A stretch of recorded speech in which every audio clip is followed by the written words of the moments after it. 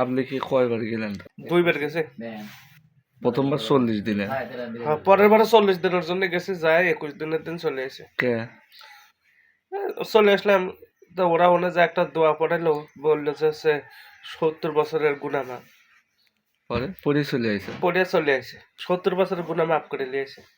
আবার যখন আমার বয়স 70 বছর হবে, তখন আবার যাবো, যাই আর একবার পড়ে আসবো। তাহলে আবার 70 মাপ। আবার 70 বছরের গুনাহ মাফ। একবার পড়লে মাপ হয়ে যায়। একবার পড়লে মাফ। হ্যাঁ। হ্যাঁ, হাদিসে লেখা আছে। তারপরে হুজুররাও বলে একবার পড়বে 70 বছরের গুনাহ মাফ হয়ে যাবে।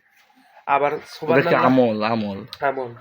আবার সুবহানাল্লাহ একবার বললে 70টা করে হচ্ছে ইয়া দেয়, জান্নাতে গাছ লাগাবে। পরে এতবার সুবহানাল্লাহ পড়েছি আমি, যে জান্নাতে যাব ওই জান্নাত পুরোটা জঙ্গল হয়ে গেছে। পরে আর পড়ি না, পড়লে পারে আবার বেশি গাছ হয়ে যাবে। পরে অ্যামাজনের ভাই বড় বনে ভাই একটু প্রশ্ন, তাই ওইখানে করে কি মানুষ তো কি গাছ লাগাইছেন? গাছগুলো লাগাইলেন? খেজুর গাছ, পাম গাছ। ওই ফল কি হইতাছে, নষ্ট হইতাছে না, অপচয় হইতাছে না? ওগুলো কি না, ফল ধরে নাই, যাবো যখন তখন ধরবে। ওগুলো বেচা যাবে না পরে? হুম, বেশি টাকা পয়সা কামাই করবে। না, জান্নাতে কেউ টেহাই দিবি না। তাহলে লাভ কি গাছ লাগায়? ওই জন্য তো চলে আইছি, আর লাগাই না।